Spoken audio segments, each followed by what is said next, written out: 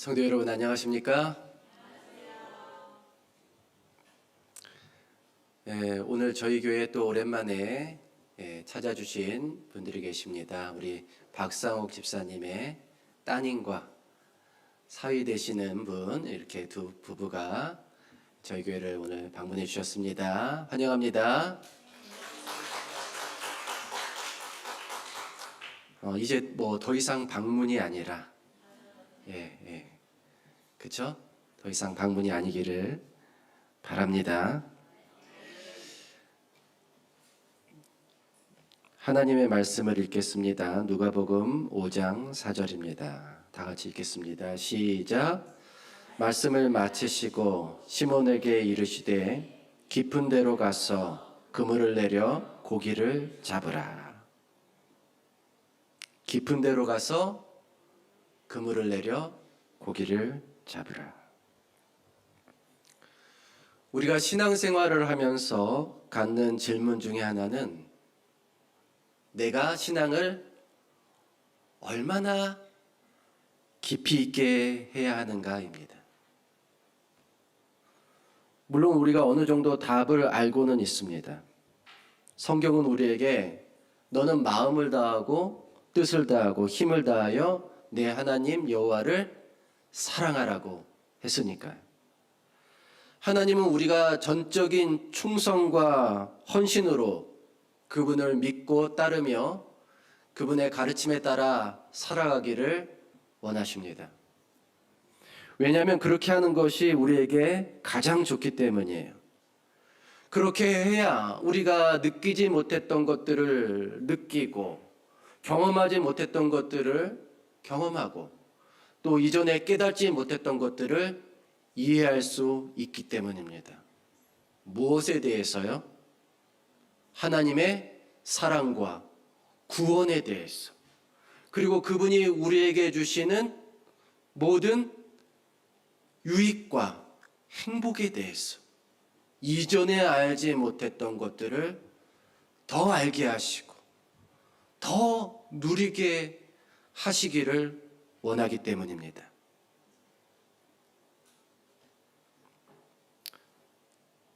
그래서 우리가 신앙을 어떻게 해야 된다고요? 깊이 있게 해야 된다고. 그런데 여러분, 하나님은 우리가 그렇게 신앙생활하기를 원하시는데 우리는 좀 생각이 다른 것 같아요. 우리는 전적으로 하나님을 믿고 따르는데 부담을 갖습니다. 그래서 우리 스스로 조절을 해야 한다고 생각을 하고 있어요. 균형을 잡아야 한다고 생각을 하는 겁니다. 무엇과 무엇의 균형일까요? 신앙과 삶의 균형이 필요하다고 생각하는 겁니다. 좀 더 정확히 말하자면 나의 일상생활과 신앙생활에 균형이 있어야 된다고 생각하는 거예요. 여러분, 근데 이건 성경에 없는 원칙이에요.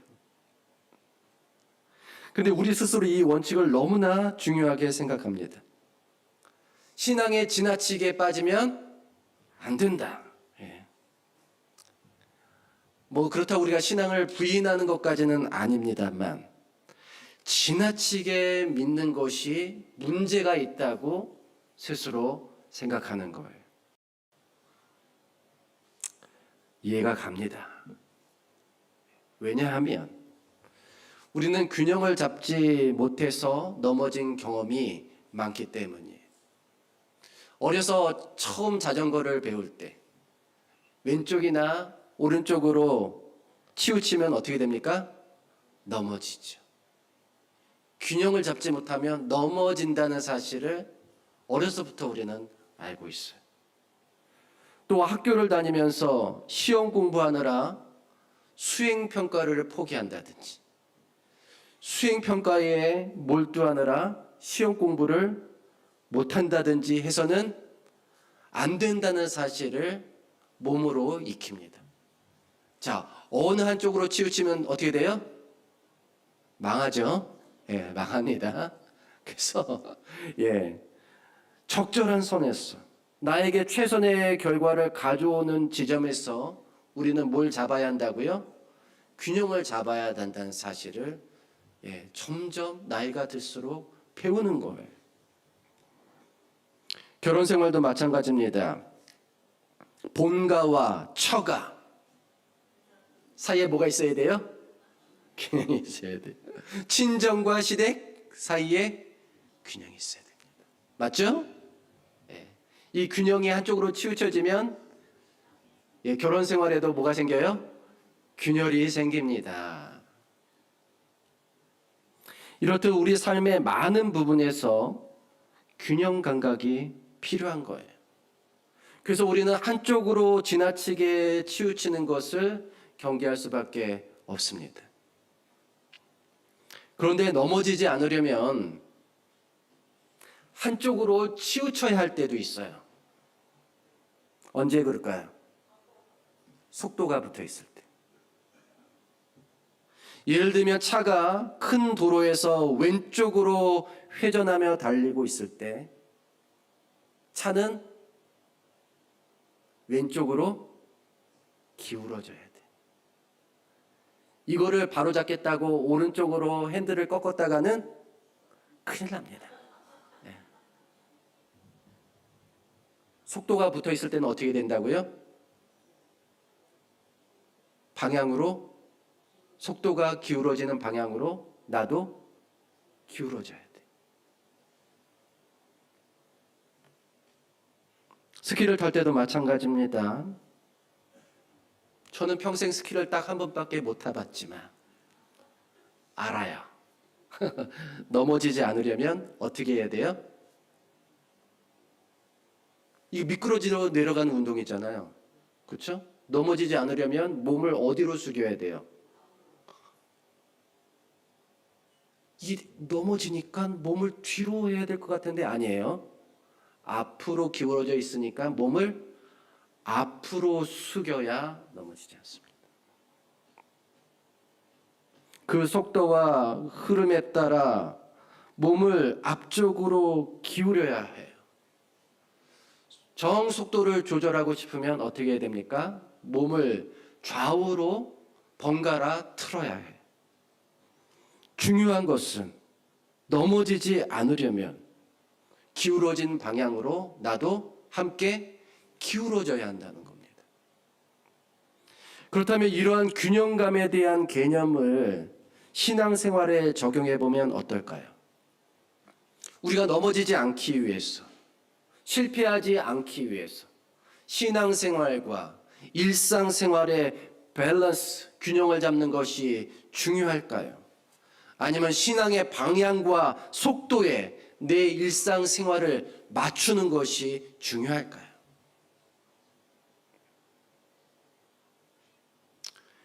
예수님이 배에 올라타서 사람들을 가르친 적이 있지 않습니까? 갈릴리 호수에 너무나 많은 사람들이 몰려들어서 예수님은 호수를 등지고 계시다가 점점 군중들에게 밀려서 그냥 물에 빠질 지경에 이르렀어요. 결국 예수님이 어디에 올랐습니까? 베드로의 배에 오르시고 그 위에서 사람들을 가르치셨어요. 그런데 여러분, 이 장면은 매우 상징적인 장면이에요. 이 장면은 땅에 발을 붙이고 예수님의 말씀을 듣고 있는 청중과 언제든지 항해할 수 있도록 배에 오른 예수님과 제자들의 모습을 극명하게 구분짓고 있습니다. 우리는 어떤 사람들인가요? 발을 땅에 붙이고 있는 사람인가요? 아니면 언제든지 주가 원하시는 곳이라면 어디든지 가기 위해서, 출발하기 위해서 준비되어 있는 사람인가요? 아니나 다를까 말씀을 마친 후에 주님은 베드로에게 깊은 데로 가자고 말씀하셨습니다. 가자. 갑시다. 이유는 깊은 데서 그물을 내리고 고기를 잡기 위해서였어요. 그런데 여러분, 베드로는 이미 지난 간밤에 밤새 그물질을 했지만 한 마리도 잡지 못했습니다. 그는 어부들이 알고 있는 포인트에 그물을 내렸어요. 여러분, 포인트가 있어요. 예, 물이라고 다 고기들이 있는 게 아니라고 그랬죠? 포인트가 있어요. 포인트는 물고기들이 먹이 활동을 하거나 모여서 쉬기에 적합한 환경이 조성되어 있는 장소입니다. 그러나 베드로는 밤새 자신이 아는 포인트마다 그물질을 했지만 물고기를 한 마리도 잡지 못했던 겁니다. 그런데 고기잡이 경험이 전혀 없으신 예수님이 깊은 데로 가서 그물을 내리자고 하신 겁니다. 오늘날처럼 어군 탐지기가 있으면 모를까. 당시로서는 깊은 물에는 포인트 파악이 어려웠어요. 이게 포인트인지 아닌지를 알려면 그물을 던져서 그물이 어디까지 내려갈 수 있어야 돼요? 바닥까지 내려갈 수 있어요. 그래야 포인트가 확인되는 겁니다. 그런데 그 당시에 어부들 입장에서는 깊은 물은 미지의 영역인 거예요. 포인트 확인이 불가능한 곳이에요. 그러나 주님은 아셨습니다. 물고기들이 특정 시간에 갈릴리 호수 가장 깊은 곳에 적당한 수위에 몰려 있다는 사실을 주님은 알고 계신 거예요. 그래서 자신 있게 깊은 데로 가자고 말씀하신 거죠. 그런데 이 사건은 단순하게 물고기를 잡을 수 있는 새로운 포인트 공략법을 알려주기 위한 것이 아니었습니다. 이는 주를 따르라는 부르심을 받은 제자들에게 왜 더 깊은 신앙이 필요한지를 알려주시기 위함이었어요. 생각해 보십시오. 만약 우리가 깊이 있는 신앙을 하지 않는다면 우리는 어떤 신앙을 하게 될까요? 얕은 신앙, 표면적인 신앙을 하게 됩니다. 깊이가 낮은 곳에서는 큰 물고기를 만날 수 없어요. 마찬가지로 깊이가 없는 신앙을 하는 사람은 신앙의 진가를 경험할 수가 없습니다. 그러면 그 가치를 소홀히 여기다가 점점 제자의 길에서 멀어질 가능성이 있는 거예요. 그래서 오늘 우리는 이 일화를 통해서 우리가 깊이 있는 신앙을 해야 하는 이유를 깨닫고자 하는 것입니다. 첫째, 우리가 깊이 있는 신앙을 해야 하는 이유는 깊은 신앙을 할 때만이 내 삶의 가능성을 알 수 있기 때문입니다.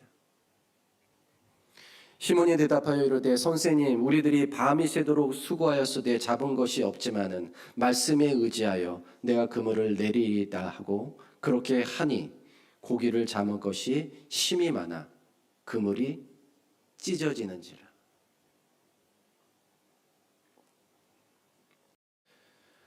우리가 신앙생활과 일상생활 사이에서 적절한 균형을 잡으려고 하는 이유는 신앙생활에 너무 치우치면 일상에서 이루어야 할 내 삶의 성과가 줄어들까 봐 걱정하기 때문이에요.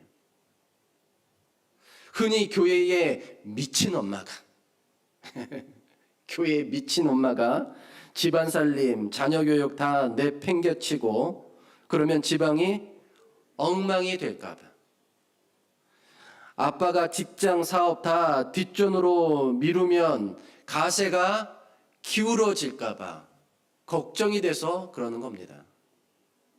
학생들도 마찬가지죠.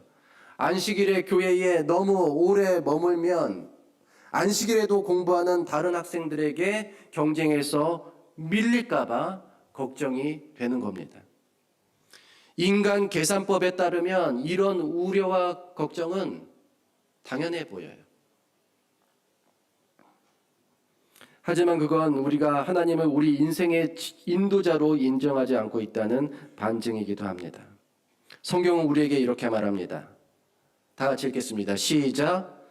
너는 마음을 다하여 여호와를 신뢰하고 내 명철을 의지하지 말라. 너는 범사의 그를 인정하라. 그리하면 내 길을 지도하시리라. 하나님을 더 철저하게 믿고 따르는 것은 우리 삶에 결코 마이너스가 되지 않습니다. 심지어 우리가 신앙에 전념한다고 해도 우리가 우리의 가정과 직장과 사업과 학업을 내팽개치는 것이 아니라 오히려 우리의 가정과 직장에서 더 지혜롭고 효과적으로 일할 수 있게 됩니다.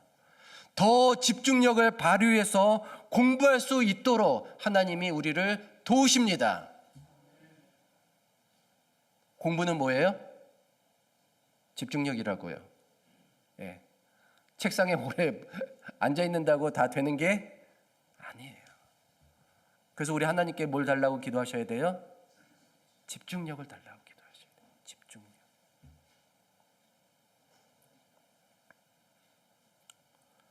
성공적인 교회의 7가지 역량, 게이트웨이 교회의 이야기라는 책이 있잖아요.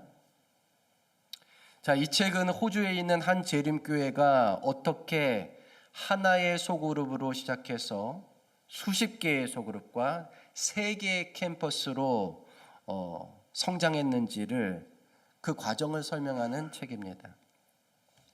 이 책의 저자 자니 왕 장로는 이 교회의 첫 번째 소그룹 리더이자 이 교회의 코치로서 활동하는 평신도 지도자예요.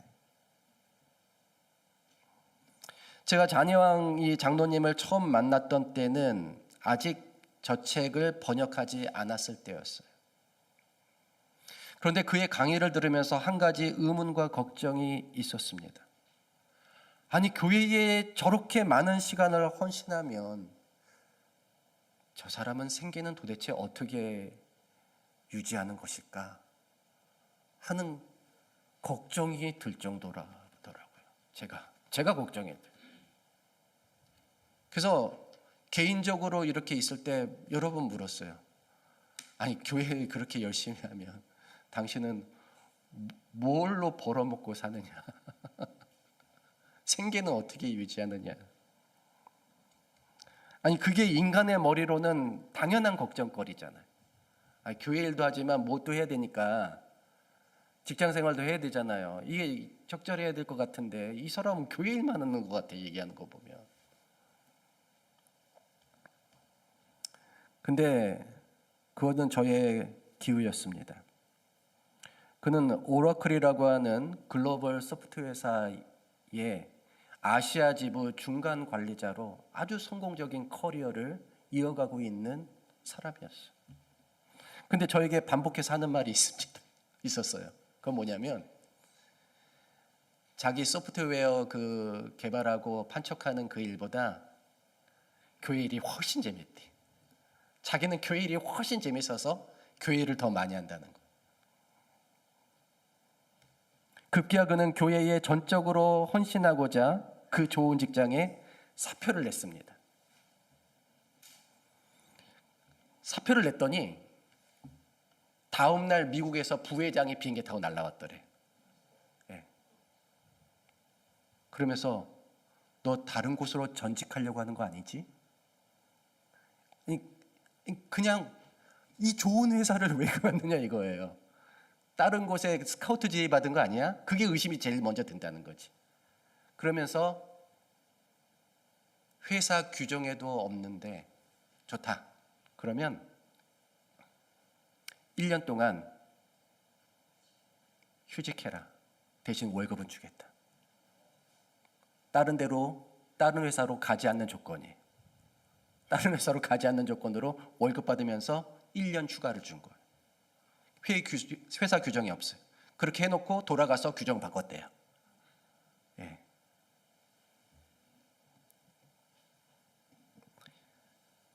그렇게 할 정도로 이분은 교회뿐 아니라 회사에서도 엄청난 성과를 거두는 탁월한 일꾼이었습니다. 그럼 우리는 이런 생각을 하죠. 아, 이 사람은 아마 천재인가 보다. 아니, 이 사람은 보통 사람에게 없는 어떤 특별한 재능과 그런 열심히 있나 보다. 근데 우리가 생각하지 못하는 건 뭡니까? 하나님이 그를 그렇게 만들어 주셨다는 거예요. 왜 우리는 이걸 생각하지 못합니까? 흥미롭게도 잔이왕 장로만 그런 게 아니에요. 그의 와이프도 그래요. 그의 와이프는 간호사인데 똑같아, 둘이. 교회 일에 엄청나게 헌신합니다. 여러분, 하나님의 이 일하심을 받아들인 경우에 우리는 종종 부부가 쌍으로 그냥 교회에서 죽도록 충성하는 모습을 종종 볼 수가 있어요. 그런데도 하나님이 다 그들을 먹이고 살리십니다. 그뿐 아니라 그들을 더 능력 있는 사람으로 세워주십니다. 우리 하늘아버지는 능히 그렇게 하실 수 있는 분임을 믿습니다. 생각해 보십시오. 다윗은 원래 소년 목동에 불과했잖아요. 그런데 하나님이 그의 깊은 신앙과 열심을 보시고 그를 이스라엘의 왕으로 세우셨습니다. 다윗은 평생 이 사실을 잊지 않고 하나님께 영광을 돌렸어요. 저 같은 사람을, 우리 같이 낮은 집안을 일으켜 세워주셨다고. 누가요? 하나님이. 여러분, 300명의 군사로 미디안 대군을 물리친 기드온은 원래 겁쟁이에 불과했어요. 노예였던 이스라엘 민족을 이집트에서 해방시키고 이끌고 나온 모세는 40년 동안 광야에서 양과 염소를 돌보는 노인에 불과했습니다. 예수님을 세상에 구주로 소개했던 베드로와 안드레와 요한과 야고보는 갈릴리 어부에 불과했습니다. 누가 그들을 왕으로 세우고 민족의 지도자로 세우고 복음의 전사로 세우셨습니까? 누굽니까? 하나님이시잖아요. 우리의 능력보다 더 큰 능력이 하나님께로부터 나옵니다. 우리가 이 사실을 믿어야 합니다. 그렇다고 여러분들이 하는 일을 소홀히 하라는 그런 뜻은 아니에요. 열심히 해야 합니다.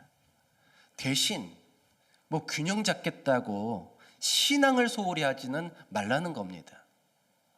우리가 지금보다 2배, 3배 신앙에 헌신해도 우리는 결코 균형을 잃지 않을 것입니다. 차라리 나를 더 빨리 달리게 하시는 우리 주님의 날개 위에 올라타서 그 속도와 반향에 우리의 삶을 맞춘다면 우리는 모든 면에서 지금보다 훨씬 더 잘할 수 있을 것입니다. 그물이 찢어질 정도의 성과를 이룰 것입니다.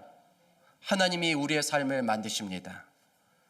우리가 그분을 전적으로 신뢰하고 따를 때 하나님은 우리 삶의 모든 가능성을 펼쳐 주실 것입니다. 저와 여러분의 삶에 그러한 놀라운 결심과 성과가 있기를 주님의 이름으로 간절히 축원합니다. 다 잘 되기를. 여러분, 저는 진짜 여러분들이 다 잘 되기를 너무나 바라요. 다 잘 되려면 어떻게 하라고요? 깊이 있는 신앙, 지금보다 더 깊이 있는 신앙이 필요하다고. 더 전적으로 하나님을 따르고 섬기는 삶이 필요한 것입니다. 괜히 어줍은 균형 그런 거 하려고 하지 마세요. 그냥 하나님께 뭐 하자? 올라타십시오. 그분의 속도에 내 삶을 맞추십시오. 그러면 훨씬 더 큰 결실을 거둘 것입니다. 둘째, 우리가 깊이 있는 신앙을 해야 하는 이유는 깊은 신앙을 할 때만이 내 삶의 참 목적을 깨달을 수 있기 때문입니다. 시몬 베드로가 이를 보고 예수의 무릎 아래 엎드려 이르되 주여 나를 떠나소서 나는 죄인이로소이다 하니 예수께서 시몬에게 이르시되 무서워하지 말라 이제 후로는 네가 사람을 취하리라. 많은 사람이 자신의 삶의 목적이 직업적인 성공이라고 생각합니다.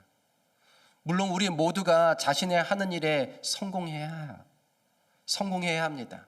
실패도 하겠지만 이것저것 시도해서 어쨌든 우리는 크든 작든 성과를 내야 합니다. 직업에 귀천이 없다는 말이 있잖아요. 우리는 무엇을 하든 결국 이 사회에서 크든 작든 기여를 해야 합니다. 그리고 그 결과로 우리의 생계도 이어가야 해요. 그러니까 우리 일 잘해야 합니다. 우리 학생들 공부 잘해야 합니다. 네, 최선을 다하세요. 그런데 직업적인 성공이 궁극적인 삶의 목적이라고 할 수는 없습니다.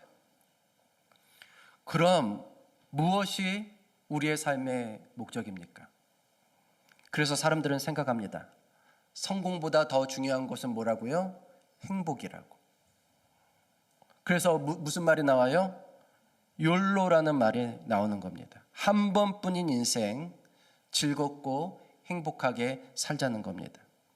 일도 열심히 해야겠지만 놀 때는 또 잘 놀면서 여유를 가지고 삶을 즐기면 그것이 우리 삶의 행복, 그것이 우리 삶의 목적이 아닌가 그렇게 생각을 하는 거죠. 그런데 여러분, 이것이 정말 궁극적인 삶의 목적입니까? 그냥 일할 땐 일하고 놀 때는 잘 놀면서 그냥 그렇게 살면 그게 우리가 잘 살고 있는 거예요? 금정심리학에서는 행복을 5가지로 보는데 그 5가지를 페르마라고 부릅니다. 수학의 페르마 그거 아니에요. 이건 페르마예요.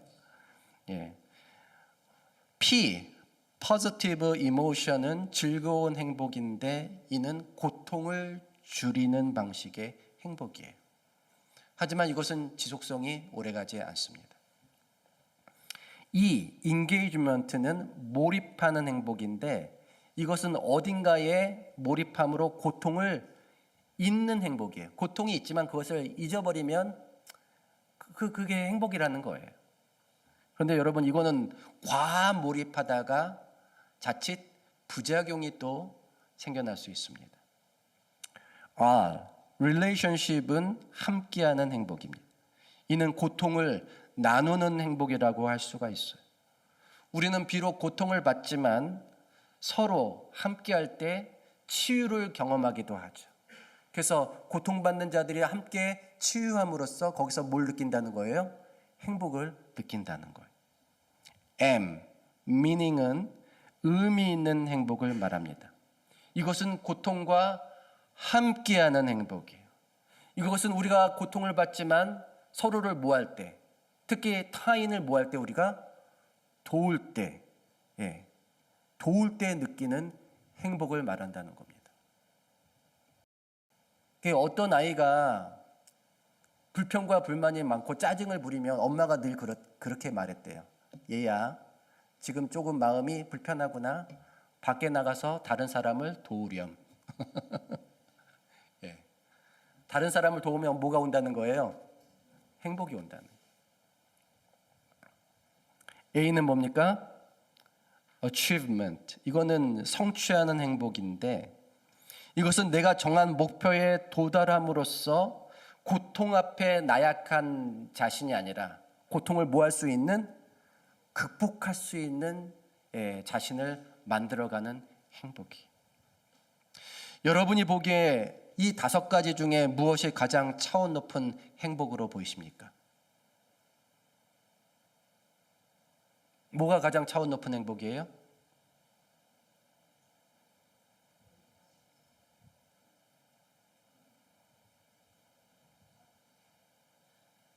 똑같아?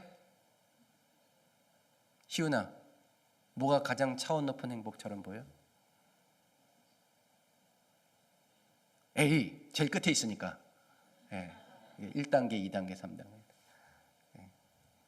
맞아요. A가 가장 차원 높은 행복처럼 보입니다. 하지만 제가 볼 때는 여기서 가장 차원 높은 행복이 뭐예요? 4번이에요. 의미 있는 행복입니다.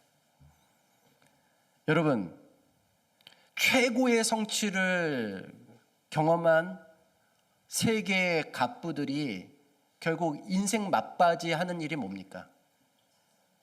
자선사업이잖아요. 기부고. 이건 뭐예요? 모든 걸 성취해 봐도 행복이 제한적이라는 거예요. 결국 그들이 뭐 할 때, 남을 도울 때 그 전에 맛보지 못한 엄청난 행복을 경험하기 때문에 그들이 기부하고 자선사업을 하는 것입니다. 우리가 이 세상에 태어난 이상 고통을 완전히 없애는 것은 불가능합니다. 하지만 그 고통을 어떻게 다루는가에 따라서 우리가 느끼는 행복의 차원도 매우 달라질 수 있다는 겁니다. 예수님은 베드로가 최고의 성취를 경험한 뒤에 선택해야 할 궁극적인 삶의 목적이 타인에 관한 것임을 뭐라고 말씀하신 거예요? 이제후로는 내가 사람을 취하리라고 하는 말로 표현하셨어요. 그런데 마태복음과 마가복음에서는 예수님이 베드로에게 뭐라고 말씀하셨습니까? 사람을 낚는 어부가 되리라고 하셨어요. 즉 타인과 관계를 맺고 타인을 돕고 그들을 구원하는 것이 우리 삶의 더 궁극적인 목적이 되어야 하고 그것이 우리에게 더 큰 행복을 가져다 준다는 것입니다. 사람들이 나 여기 있어, 나를 데려가시오, 나는 하나님이 필요한 사람이요, 나는 영혼의 갈증을 느끼고 있어, 그렇게 광고하고 다닙니까? 아니죠. 오히려 사람들은 나는 하나님이 필요하지 않고 영혼의 갈증 따위는 느끼지 않는 것처럼 살아가고 있습니다. 얕은 물에 드러나 있는 그들의 삶이 그렇다는 거예요. 거기에는 뭐가 없다고 그랬어요? 물고기가 없어요. 그러나 그들의 슬픔과 절망과 외로움과 영혼의 갈증은 어디에 숨어 있습니까? 깊은 물속에 숨어 있어요. 겉모습에는 아무 문제가 없어 보이지만 정말 문제가 많은 그 속사람은 깊은 물속에 숨어 있습니다. 모두가 겉으로는 하나님의 필요 없는 것처럼 살지라도 마음속 깊은 곳에는 하나님의 사랑을 절실히 필요로 하고 있습니다.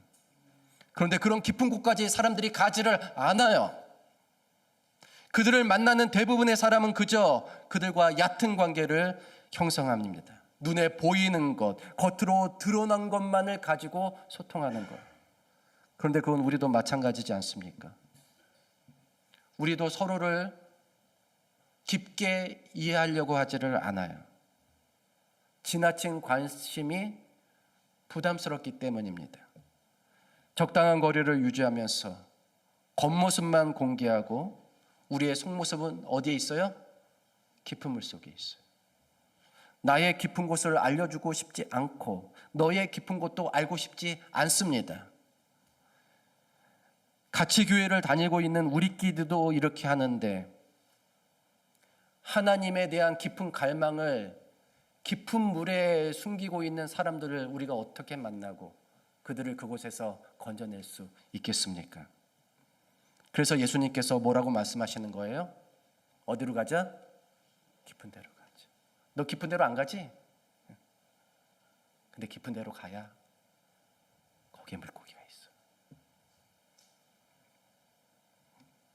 우리는 어떻게 해야 합니까? 우선 우리끼리 먼저 서로의 깊은 곳을 이해할 필요가 있겠습니다. 그러려면 우리의 소그룹들이 더 깊어져야 합니다. 우리의 학생반, 우리의 4050, 6070이 좀 더 깊이 있는 관계를 갈망해야 합니다. 깊은 곳에 있는 진짜 영혼들을 우리가 만나야 해요. 그래야 깊은 물에 숨어있는 영혼들에게도 다가가 그들을 건져낼 수 있는 것입니다. 예수님은 우리가 궁극적인 행복을 경험하기를 원하십니다. 그런 행복은 일의 성공보다 사업의 성취보다 타인을 돕는 삶에서 피어나는 겁니다. 이후로는 네가 사람을 취하리라. 저와 여러분이 깊은 곳에서 사람을 낚는 어부가 되기를 간절히 바랍니다. 그것이 우리 삶의 궁극적인 목적이고 궁극적인 행복임을 깨달을 수 있기를 간절히 바랍니다. 마지막으로 우리가 깊이 있는 신앙을 해야 하는 이유는 그래야 참 제자가 될 수 있기 때문입니다. 그들이 배를 육지에 대고 모든 것을 버려두고 예수를 따르니라. 요한복음 1장을 보면 베드로와 빌립은 요단강에서 활동하던 침례 요한을 따르는 제자였어요. 그러나 침례 요한이 예수님을 소개하자 그들은 곧장 요한을 떠나서 누구를 추종하기 시작했습니까? 예수님을 추종하기 시작했어요. 이미 요한복음 1장에서. 그러나 그들은 일정 기간 예수님을 따랐을 뿐 전적으로 그분을 따르고 있지는 않았어요. 그래서 그들은 지금 일상생활을 여전히 하고 있었습니다. 그날도 예수님을 만나기 위한 많은 군중들이 갈릴리 호숫가에 몰려들었지만 그들은 제자로서 여전히 자신의 생계활동을 멈추지 않고 있었던 거예요. 밤새 그물질했잖아요. 그렇죠? 아마도 그들은 그렇게 하는 것만으로도 충분하다고 생각했는지 모르겠습니다. 그 정도의 관심, 그 정도의 헌신만으로도 예수님의 제자 노릇을 잘하고 있는 것이라고 생각했을지 모르겠어요. 왜냐하면 예수님은 당시의 바리새인이나 랍비들과는 다른 한마디로 비인가, 무자격, 뭐죠? 무면허 랍비 같은 그런 신분이었거든요. 그러니까 원래 다른 랍비들을 따르는 제자들은 모든 것을 버리고 쫓아야 돼요. 근데 예수님은 무면허니까 이 정도만 우리 거 하면서도 이 정도만 해도 충분하다고 생각했을 법합니다. 하지만 예수님의 말씀에 따라 깊은 곳에 가서 그물을 내려 엄청난 수의 물고기를 잡게 된 베드로는 주께서 다른 랍비들보다 뛰어난 정도가 아니라 위대한 정도가 아니라 거룩한 분이라는 인상을 받게 되었어요. 이분은 그냥 사람이 아닌 거예요. 이분은 하나님의 아들이에요.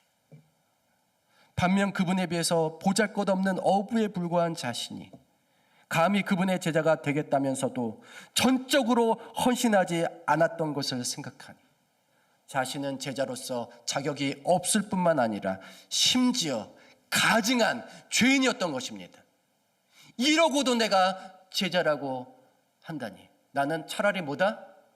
몹쓸 죄인인 거예요.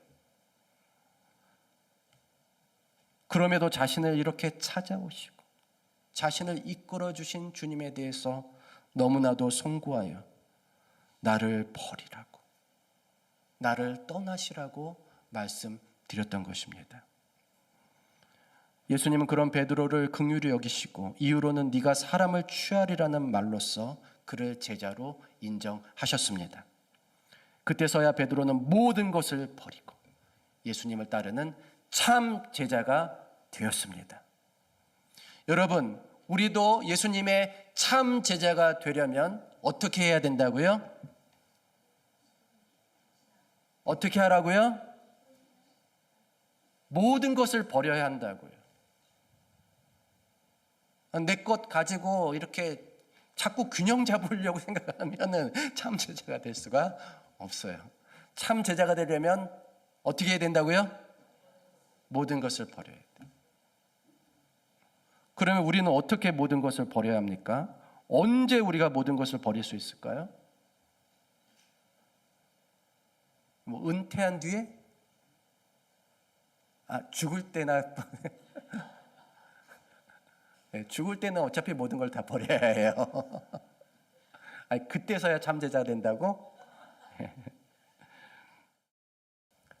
아니 지금 당장 저처럼 여러분들이 다 목사가 되고 막 전도사가 되고 그럴 수는 없잖아요. 그렇죠? 그럼 어떻게 해야 될까요?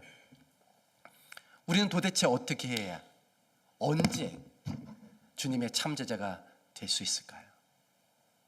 방법이 있습니다. 어떻게 하면 되냐면 우리의 신앙과 삶의 관계를 재정립하는 것입니다. 지금까지 신앙은 수단이었고 내 삶이 목적이었습니다. 그런데 이 순서를 어떻게 해야 돼요? 바꿔야 해요. 지금까지는 신앙의 도움을 받아서 내 삶이 풍요롭게 되든 평안해지든 건강해지는 게 목적이었습니다. 하지만 이제부터는 신앙이 목적이 되고 내 삶이 수단이 되어야 합니다. 내가 돈을 버는 이유, 내가 직장을 다니는 이유, 우리 가정이 존재하는 이유가 다 주를 위한 것이 되어야 합니다. 다 하나님 나라를 위한 것이 되어야 합니다. 그렇게 모든 것을 버리면 그 사람이 참 제자입니다. 내가 하루하루를 살며 이 사람 저 사람을 만나는 이유가 내 영업의 이익과 인맥 관리를 위한 것이 아니라 주님께 인도할 영혼을 찾기 위한 것이라면 그 사람은 참 제자입니다. 내가 우리 자녀를 키우고 먹이고 양육하고 공부시키는 이유가 믿음의 후손을 만들고 교회의 일꾼을 만들고 하나님 나라의 사업과 전도와 복음 전파를 위한 것이라면 그 사람은 참 제자입니다. 신앙과 내 삶의 목적의 자리를 어떻게 하자고요? 바꾸자고요. 우리 모두 신앙을 수단 삼아 삶을 살찌우는 그런 방식이 아니라 이제는 내 삶을 수단 삼아 우리 신앙의 수준을, 헌신의 수준을 높이는 목적을 갖게 되기를 간절히 바랍니다.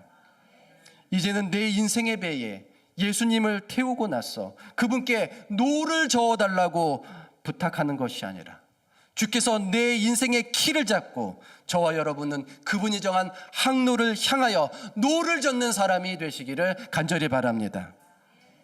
그래서 주님이 가자고 하시는 깊은 데로 가서 의미 있는 행복, 주님이 주시는 최고의 행복을 건져 올리는 저와 여러분이 되기를 간절히 바라며 말씀을 마치겠습니다.